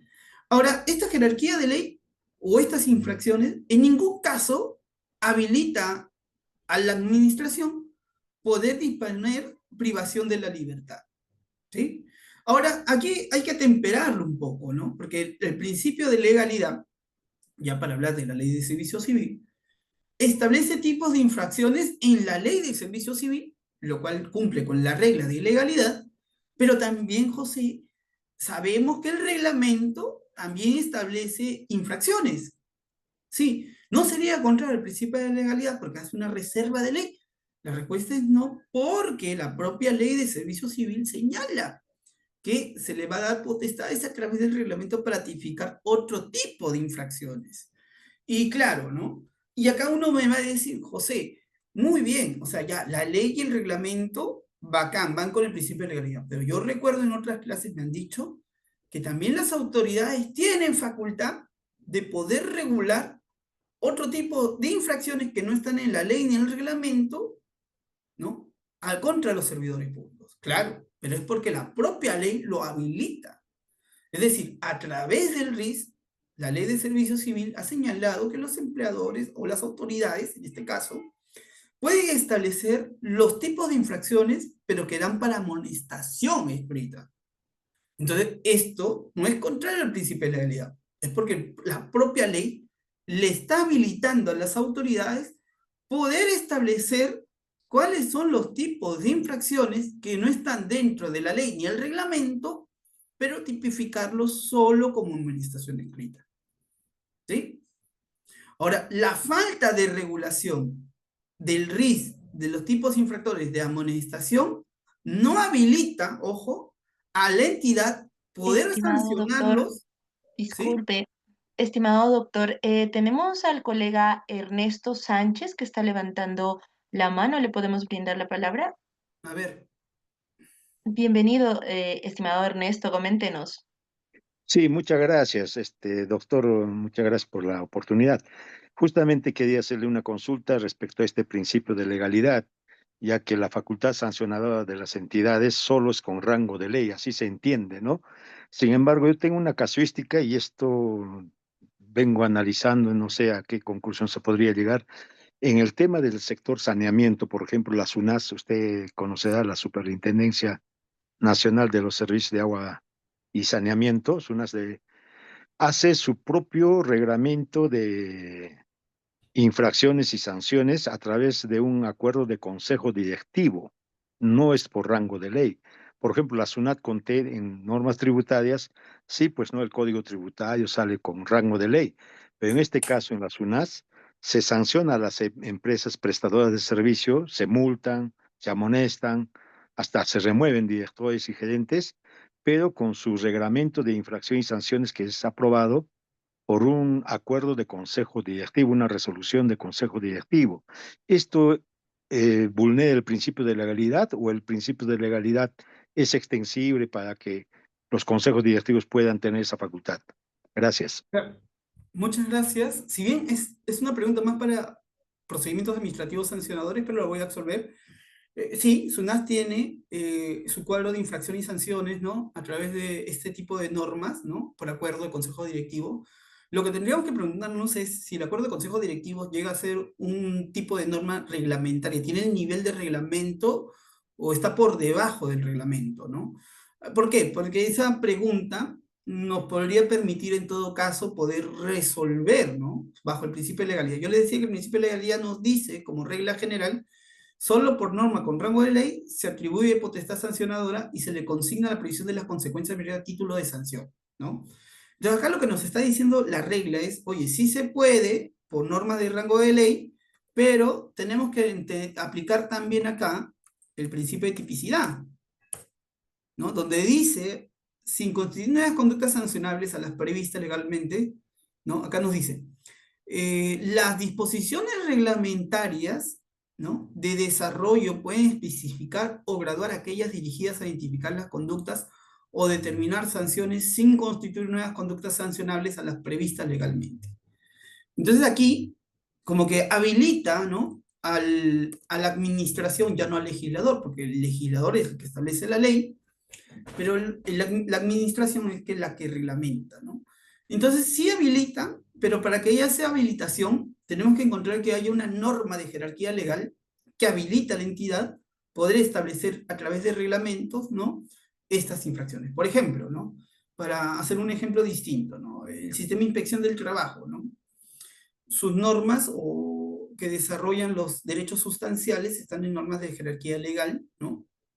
Y no necesariamente en la ley están las infracciones, ¿no? Por ejemplo, sale la ley de teletrabajo, ya muy bien, derecho a teletrabajo, cumples estos presupuestos, no hay problema, pero también establece en esa misma ley, en los casos de infracciones a la ley de teletrabajo, las va a desarrollar, ¿no? A través de reglamento la autoridad de trabajo. Entonces, miren, el legislador regula y es la administración, es decir, el Ministerio de Trabajo, el que va a reglamentar las infracciones. ¿Pero por qué? Porque es la propia ley la que habilita. Entonces, probablemente, ahí sí tendría que revisarlo, ¿no? Pero voy dejando constancia que probablemente SUNASA tenga una norma de ese nivel que le permita regular. Ahora, lo que podría estar en cuestión es si ese consejo directivo es el carácter reglamentario o es una norma de menor jerarquía al reglamentario, ¿no? Entonces, probablemente ahí podría entrar una cuestión, ¿no? Entonces, esa sería mi respuesta, ¿no? Que si no hay, digamos, una habilitación de la ley, probablemente haya una afectación al principio de legalidad, y si la habilitación de la ley tendría que estar bien analizándose si es por reglamentación, o también puede ser por una norma de menor jerarquía si entra el acuerdo de SUNASA, del Consejo Directivo, entra en una norma de menor jerarquía, o es equivalente a una norma reglamentaria, ¿sí? Esa sería la respuesta a la pregunta, ¿no? Ahora, volviendo de nuevo a este punto, ¿no? Yo les decía, para el tema de los PAC, ¿no? El principio de legalidad en la ley de servicio civil está en una ley, no hay problema. Tenemos los tipos infractores, ¿no? De la ley. Pero es la propia ley la que le habilita, ¿no? Que a través de reglamento, ¿no? Puedas emitir, tú servir infracciones también. Y es en el reglamento que hay también infracciones adicionales a las que están constituidas en la ley. Por ejemplo, una infracción del reglamento es aquel servidor que afecta el derecho a la libertad sindical, ¿no? Es una infracción grave. Miren, el reglamento está regulando, ¿no? También establece como infracción aquel servidor que no permita ingresar, ¿no? a un huelguista a laborar en la institución. ¿Sí? Entonces lo está poniendo a través del reglamento. Entonces el reglamento te permite a ti, siempre y cuando hay un mandato de habilitación por la ley, a poder desarrollarla. ¿Sí? Y es por eso que la ley de servicios civil tiene infracciones tanto en su ley, en su reglamento y también en los RIS. ¿No? El reglamento de infracción y sanciones. El RIS no tiene el nivel de reglamento, ¿no?, de ley. Es un reglamento, o sea, es un cuerpo normativo, pero de menor jerarquía. Es decir, si tuviéramos la pirámide de Kelsen, este tipo de fuente normativa sería fuente terciaria. La fuente primaria la ley, la fuente secundaria el reglamento y la fuente terciaria el RIS. En esta fuente terciaria sí se puede, pero la ley lo habilita, ojo, para solo amonestaciones escritas. Entonces, respuesta. ¿Los RIS afectan el principio de legalidad? Para los PAC, no, porque la ley lo habilita. ¿Sí? Ahora, aquí este principio nos exige dos tipos de exigencia, ¿no? La formal y la material. La formal implica la exigencia y existencia de una norma con rango de ley, y la exigencia material implica la predeterminación normativa de las conductas infractoras y de las sanciones correspondientes, lo cual se cumple. Ahora, el debido procedimiento, yo les decía aquí, ¿no? El debido procedimiento dice, no se puede imponer sanciones sin que se haya tramitado el procedimiento respectivo. Es decir, si hay un procedimiento, o sea, si hay una sanción a un servidor público sin previo procedimiento, aparte de afectar el derecho de defensa como garantía del debido procedimiento, se afecta a sí mismo el debido procedimiento. Y por lo tanto, esa sanción va a ser nula. ¿Sí? Ahora, todo procedimiento debe respetar las garantías del debido procedimiento, y acá hace una remisión ¿a qué? A la norma de debido procedimiento que está en el título preliminar del TUO, donde habla el derecho a la defensa, a presentar pruebas, a una resolución motivada, ¿no? Y dice, los procedimientos que regulan el ejercicio de la potestad sancionadora deben establecer la debida separación entre la fase inscriptora y la sancionadora encomendadas a autoridades distintas. Entonces yo les decía que el procedimiento administrativo disciplinario adolece de este criterio o de este punto de imparcialidad, porque en las amonestaciones escritas la autoridad instructora y la sancionadora es la misma, ¿no?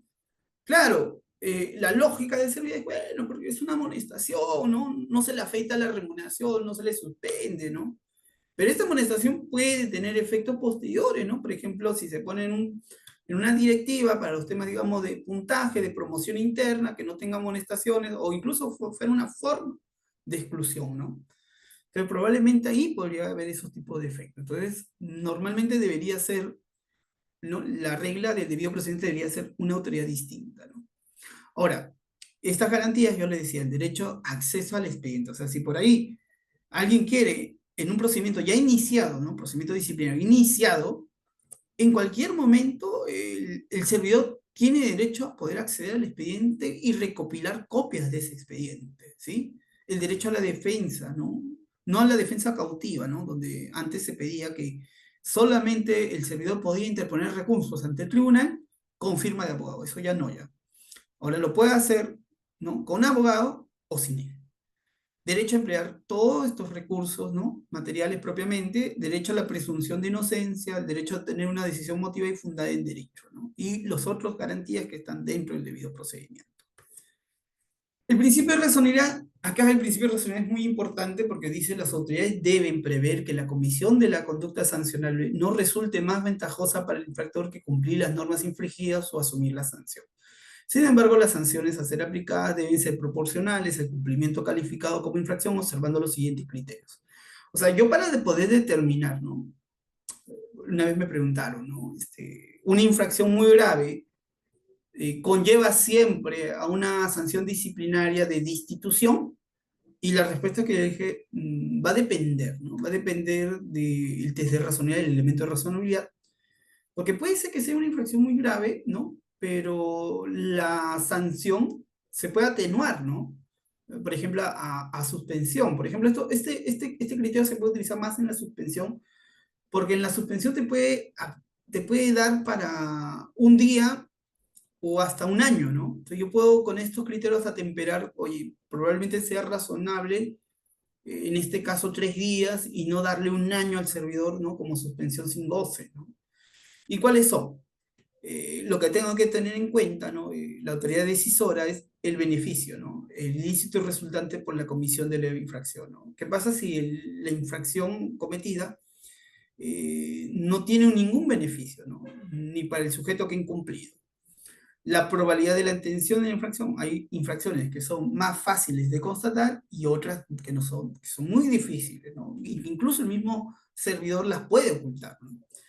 La gravedad del daño del interés público o el bien jurídico protegido, ¿no?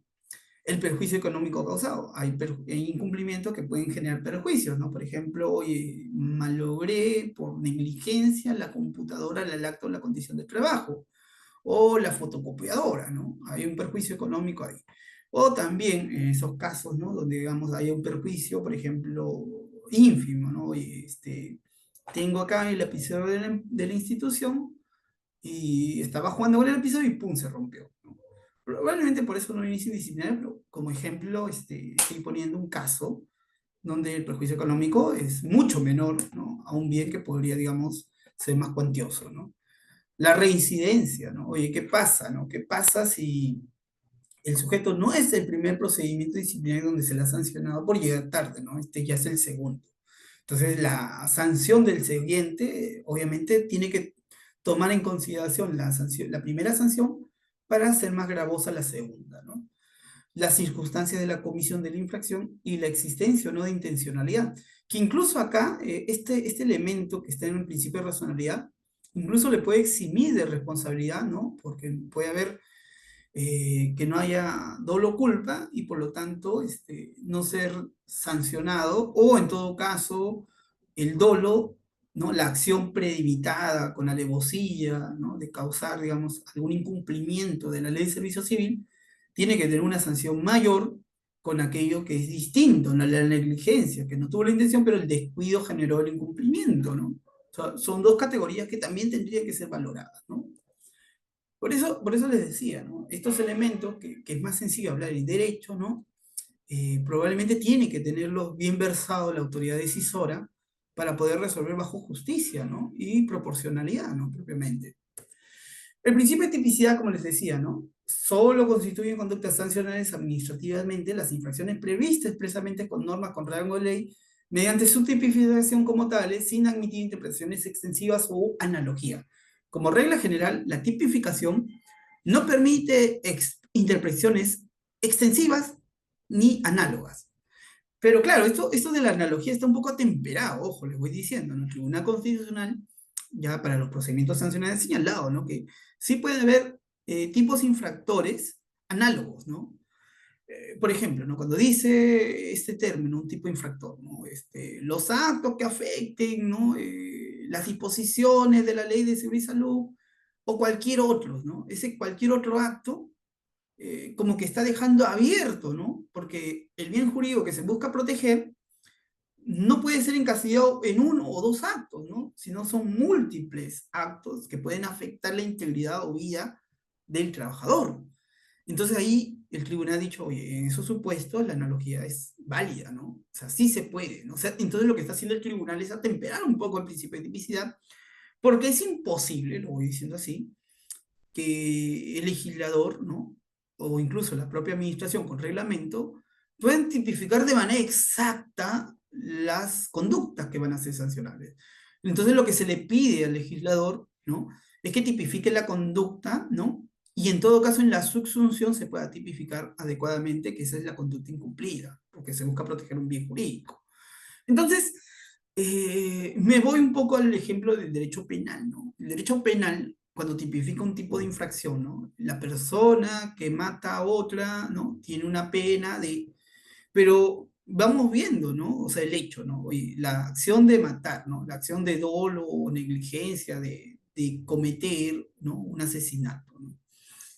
Es interesante porque no te dice el tipo, oye, cómo lo va a hacer, ¿no? Si lo hace de manera directa, indirecta, si lo hace con un palo, con un revólver, ¿no? Con una mirada, ¿no? Dicen que las miradas matan, ¿no? Entonces, no te está diciendo, ¿no? Cómo, ¿no? A ese nivel, ¿no? Entonces, no se debe interpretar que tiene que estar desarrollada cada conducta de ese nivel, porque ninguna disposición lo va a tener. Lo que sí te está diciendo la norma es que no te permita este tipo de interpretaciones excesivas como regla, ¿no? Excepción, ¿no? Lo que ya les dije, el Tribunal Constitucional está temperando un poco este principio, ¿no? Porque puede haber múltiples conductas que pueden afectar un bien jurídico y por lo tanto esa disposición de infracción tiene que ser un poquito más abierta, ¿no? Entre comillas lo voy a poner. Ahora, estas disposiciones reglamentarias del desarrollo pueden especificar al orador aquellas dirigidas a identificar la conducta o determinadas sanciones sin constituir nuevas conductas sancionables a las previstas legalmente, ¿sí? Salvo que en la ley o decreto legislativo se permita tipificar. A través de la tipificación de infracciones no se puede imponer a los administradores el cumplimiento de obligaciones no previstas previamente en una norma legal o reglamentaria. Entonces aquí ya vamos diseñando un poco el principio de tipicidad, ¿no?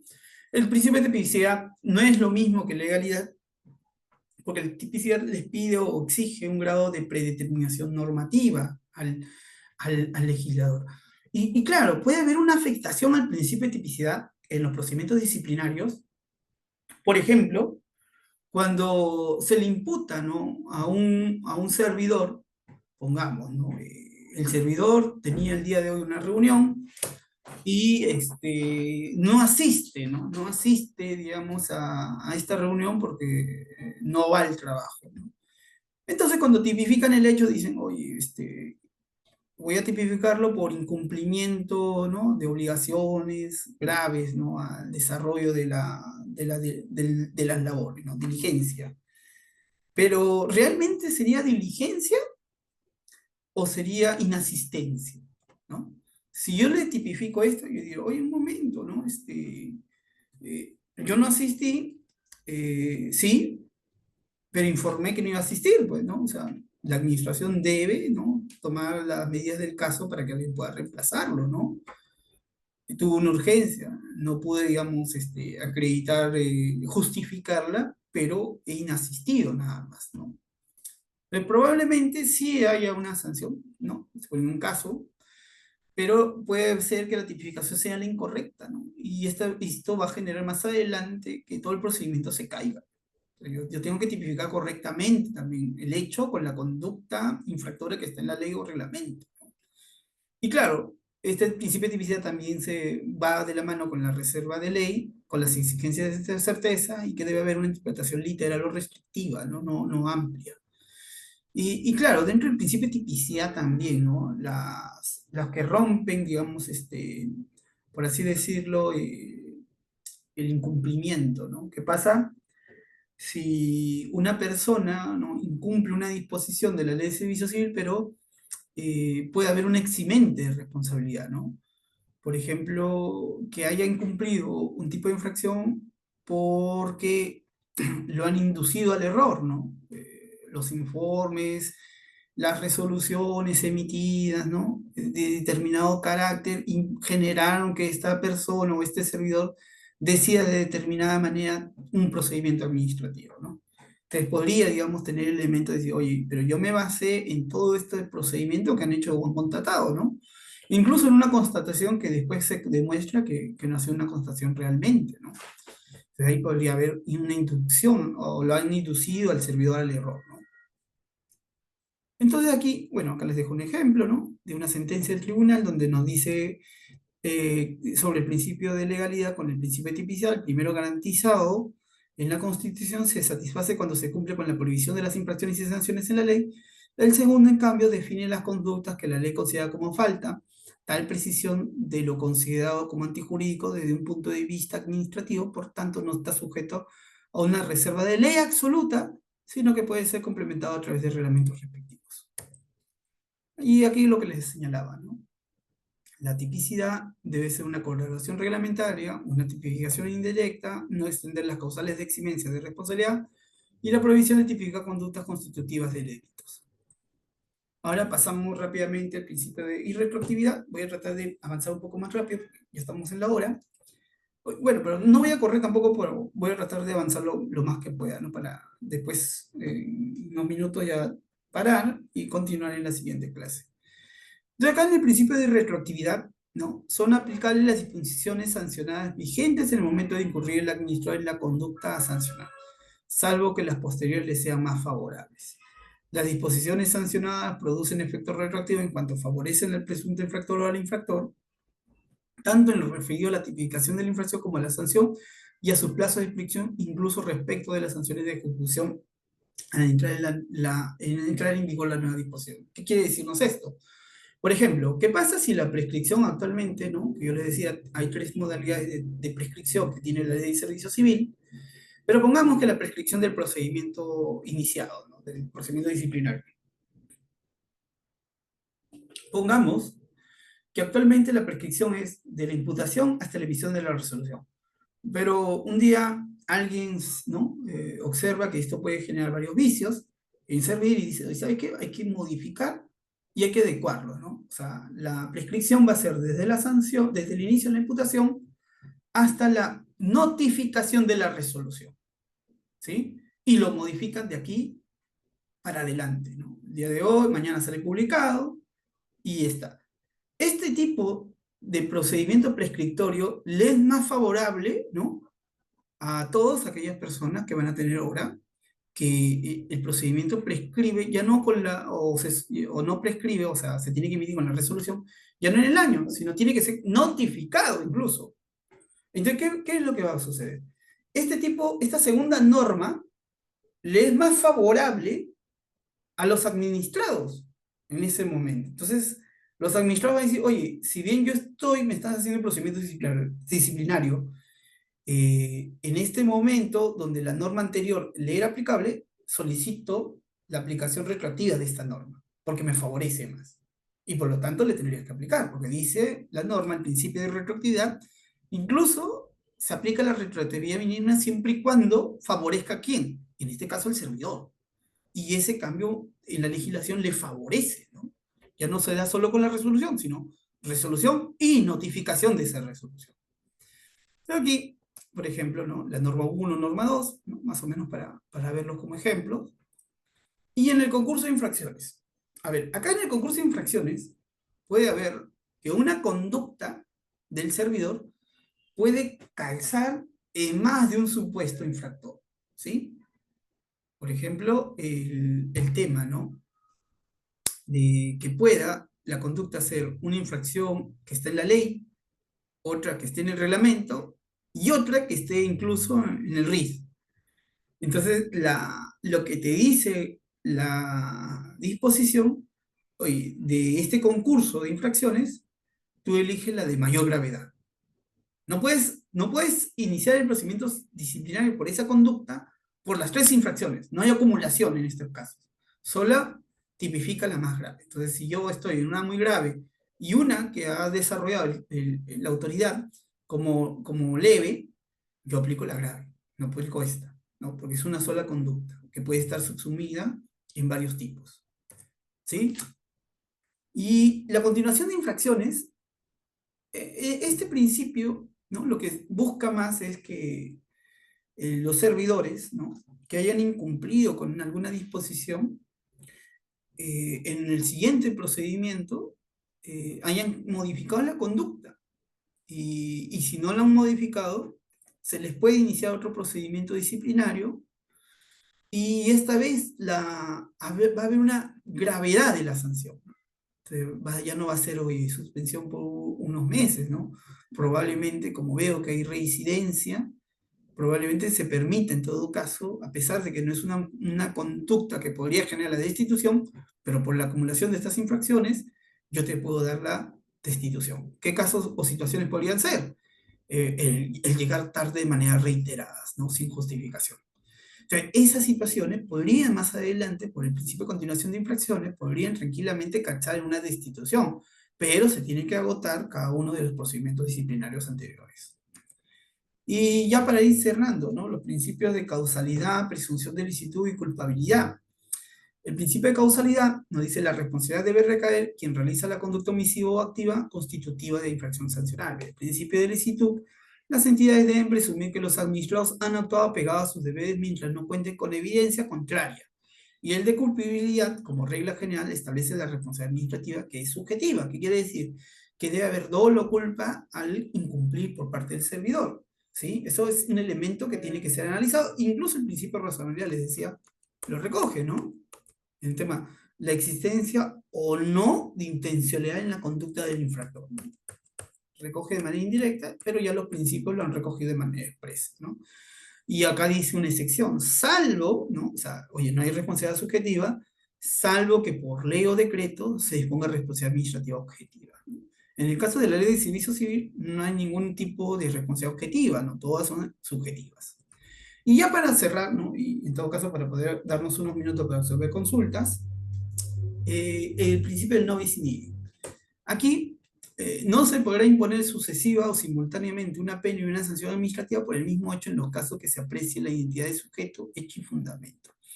Acá este principio muchas veces ha sido temperado, ¿ah? Por ejemplo, ¿no? Este principio normalmente se aplicaba cuando había los procedimientos disciplinarios, por un lado, y el procedimiento de la Contraloría, que era el PAS, ¿no? Donde eran muy similares los tipos infractores. Entonces, ¿cómo resolvió la ley de servicio civil? Ya, muy bien, el primero que llegue. Es decir, si llegaba a la Contraloría, entonces la autoridad ya no iniciaba procedimiento disciplinario. ¿Por qué? Porque ese hecho se iba a ver a un nivel de paz. Pero si llegaba el disciplinario, ya la Contraloría ya no iniciaba el procedimiento porque ya hay un procedimiento en curso. ¿Sí? ¿Por qué? Porque si no, imagínense a un servidor con un procedimiento disciplinario y un procedimiento sancionador, uno por la entidad y otro por Contraloría. Claro, esto se atemperó después cuando Contraloría, ¿no?, declara inconstitucional sus disposiciones por afectar el principio de tipicidad, ¿no?, al ser muy abiertas y no ser detalladas. Eh, entonces, esto, todas las conductas que en los órganos de control, ¿no?, a través de sus informes de control, identificaban a servidores de entidades, ahora los informes comenzaron a ser trasladados ¿a quién? A la entidad para que la entidad, y, ¿no?, a través de Secretaría Técnica, considere o los evalúe para el inicio de procedimientos disciplinarios, ¿no? Entonces, ahí fue esa figura, ¿no? Y claro, pero también el principio de no incidir también se podía aplicar, ¿no?, para figuras, por ejemplo, de procedimientos disciplinarios que puedan tipificarse también a la vez con procesos penales, ¿no? ¿Qué quiero decir con esto?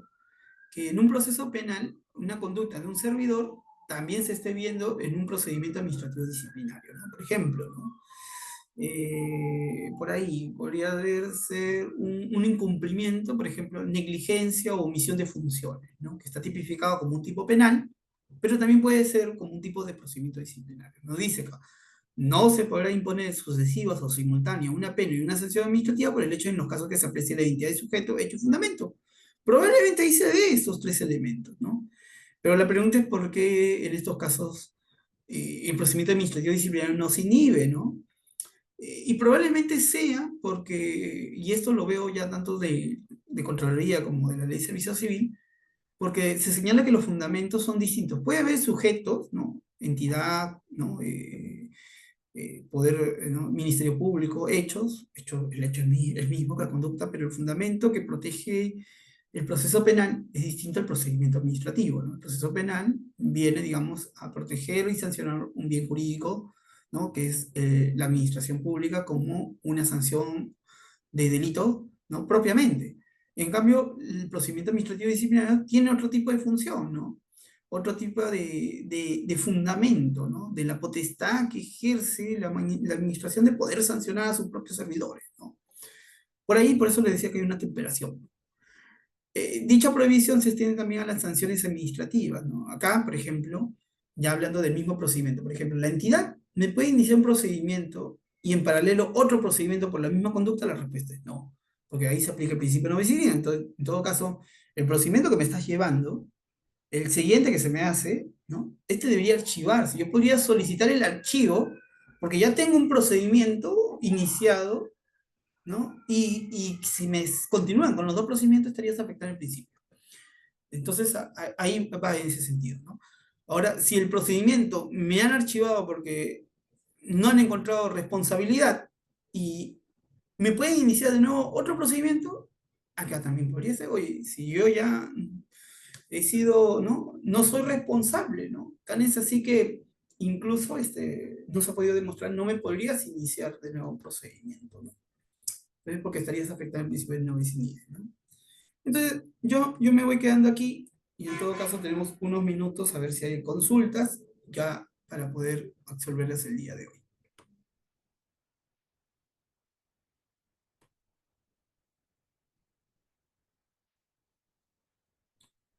Igual los materiales ya se los he pasado a la doctora para que los pueda trasladárselos, cosa que ya el próximo martes tenemos la tercera clase y el jueves sería no, miércoles, disculpen, y el jueves sería la última clase. En todo caso, si no hubiera preguntas o consultas, a ver, creo que hay algunas escritas, a ver, voy a leer algunas, acá están. A ver qué dice. Las acusaciones verbales o informes escritos son pruebas que acreditan una supuesta falta para sancionar a un trabajador. Las acusaciones verbales o informes escritos. Va a depender, ¿no? O sea, una acusación, entiendo que es un testimonio, ¿no? O sea, un testimonio podría ser un, digamos, un medio, ¿no? Un medio de prueba que permite en todo caso valorar al secretario técnico. Por ejemplo, en los procedimientos disciplinarios por hostigamiento sexual, ¿no? En estos casos, ¿no? La declaración de la trabajadora, ¿no? Que ha sido, ¿no? acosada sexualmente, tiene elementos de por sí ser el único medio probatorio que permita, en todo caso, constatar ese acto, ¿no? Entonces, ahí una declaración, ¿no? de la persona que ha sido violentada sexualmente puede ser, ¿no? Informes escritos. Podría ser, pero va a depender ahí de qué tipo de informes, ¿no? O sea, por ejemplo, si es un informe jurídico o si es un informe técnico, ¿no? Pueden permitir valorar si, por ejemplo, si yo quiero hacer, digamos, analizar o evaluar si se ha hecho un uso adecuado de la caja chica de la entidad y mando a hacer, digamos, un estudio, ¿no? contable y me dicen que falta dinero, probablemente ese informe sea el insumo para dar inicio, ¿no? a la investigación y buscar al responsable de quién ha sido, digamos, el que ha utilizado de manera indebida el dinero de la caja chica, ¿no? Entonces, sí podrían ser elementos, ¿no?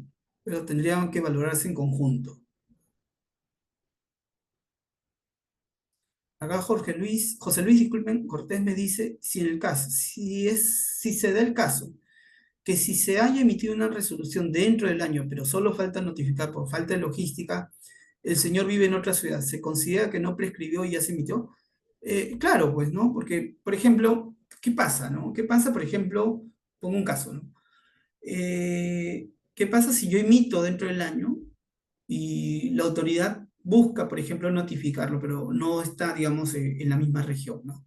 Pero deja constancia que se le envió por correo, se le envió por WhatsApp y la otra parte no deja constancia ni del correo ni del WhatsApp porque no están las rayitas. Entonces, ahí yo por ejemplo, constato que la resolución está dentro del año. Yo les comentaba de los casos donde la resolución no existe y solo se guarda número, ¿no?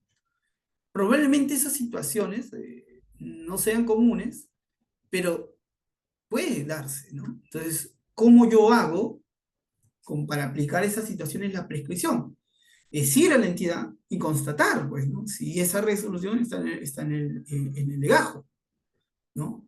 Y con eso ya me percato, ¿no? Si está en el legajo, ¿no? Porque después se tiene que notificar, probablemente me permita a mí decir, ah, sí, aquí está, pues, ¿no? Y si no está, probablemente tengo las sospechas fundadas de que se ha guardado un número y que todavía no existe la resolución, ¿no?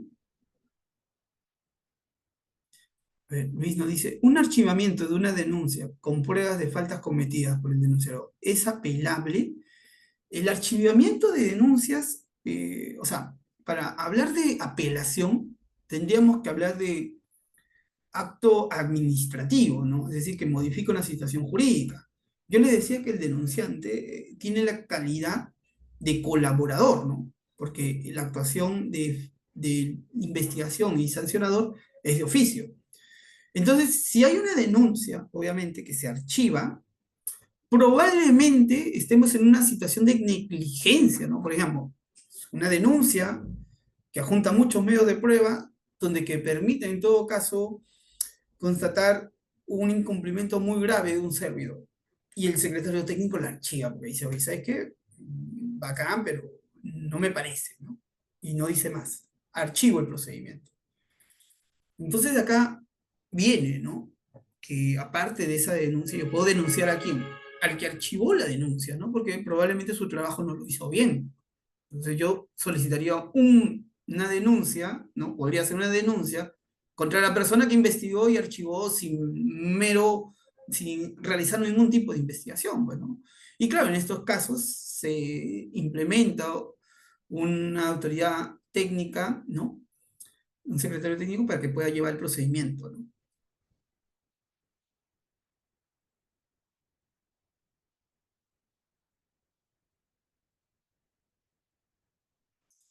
A ver, acá ya hay dos preguntas.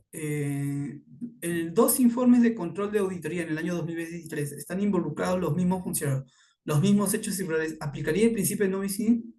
Claro, ¿no? O sea, si hay dos informes sobre el mismo hecho y que la Contraloría diga, investígase, porque normalmente los informes de Contraloría son muy raros. O sea, yo los leo y realmente entiendo la mitad de lo que quieren decir, ¿no? Porque hacen un desarrollo muy emborroso, o sea, incluso, ¿no?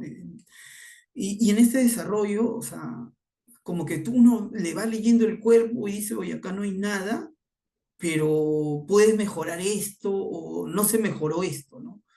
Recuerdo un caso de un informe de control hace no tantos años, ¿no? Pero recuerdo que hace poco nomás, leí que decía algo muy curioso, ¿no?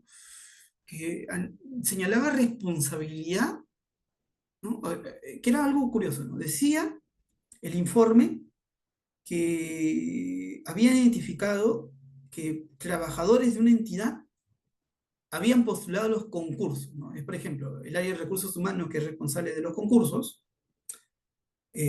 servidores, habían postulado los concursos que eran públicos, ¿no?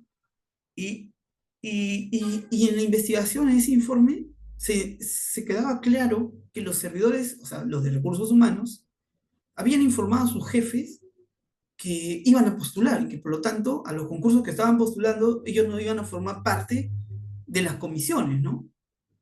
Y lo irrisorio del informe es que va a estar leyendo y dice, oye, sí, pues no hay responsabilidad, ¿no?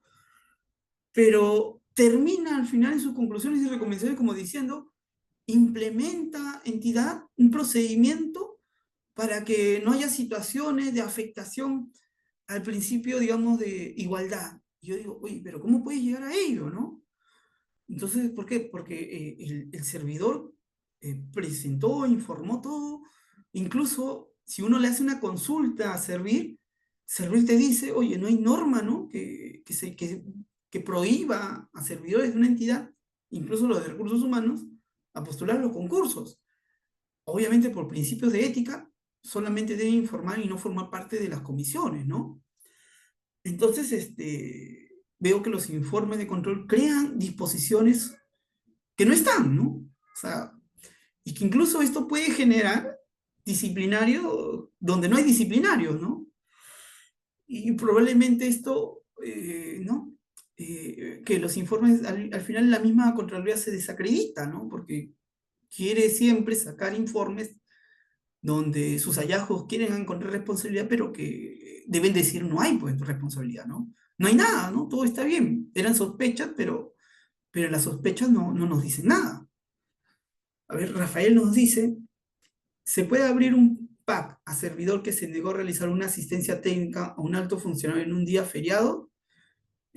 Probablemente no, pues, ¿no? O sea, primero para trabajar en día feriado debe haber acuerdo, ¿sí? O sea, las normas señalan que el servidor o trabajador en un día feriado tiene descanso, ¿no?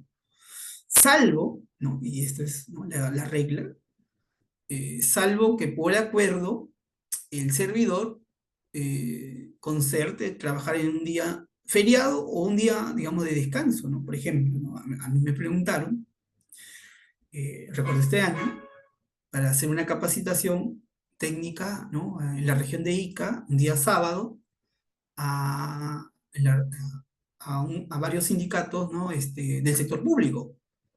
Y yo dije que sí, pues, ¿no? Me dieron mis viáticos, todo, me fui, ¿no? Pero tenía que haber acuerdo. Ahora, si no hay acuerdo, ¿habría responsabilidad del servidor? La respuesta es no. O sea, dentro del horario y dentro de sus funciones, si hay resistencia a una de las funciones, sí es un tipo infractor, pero establecerlo en día feriado sin acuerdo, yo no le vería, ¿no? O sea, no habría, o sea, podría haber una incomodidad, pero que no por parte del jefe inmediato con su servidor, pero esto no da para un procedimiento disciplinario, pues, ¿no? A ver, Luis Vilche nos dice, la falsa declaración de un supuesto testigo en un PAC puede ser militada para aplicar sanción o aperturar un PAC. La falsa declaración de un supuesto testigo puede ser, pero siempre y cuando el testigo, entiendo que estamos hablando del testigo, es un servidor público y testifica hechos que son falsos. Podría ser, ¿no? Aparte, digamos, de ser un delito, ¿no? Porque, por ejemplo, si yo en un procedimiento disciplinario me llaman a mí para poder testificar y doy hechos falsos, aparte de que pueda haber un tema de afectación, uno de los principios, digamos, de código de ética, ¿no? Porque este supuesto entraría tranquilamente en código de ética, también podría, ¿no? Estar en un tipo penal, ¿no? O sea, brindar información falsa a un funcionario público, ¿no? En un procedimiento, ¿no? Y eso no te dice que solamente sean los disciplinarios, también puede ser en otro tipo de procedimientos administrativos, ¿no? Y bueno, ya en todo caso, si no hay más preguntas, creo que nos estaríamos quedando hasta aquí. Igual el día martes nos estamos encontrando y ya vamos a ir resolviendo, ¿no? Terminar, bueno, ya hemos terminado los principios, ya vamos a entrar propiamente a los procedimientos, ¿no? Reforzar la parte de los procedimientos de autoridades y para entrar ya después a infracciones y sanciones del procedimiento de la Ley de Servicio Civil. Correcto, estimado doctor. Para nosotros ha sido un placer contar con su persona. Será hasta una próxima oportunidad. Estamos sumamente agradecidos. Muy buenas noches. Muy buenas noches a todos, nos vemos.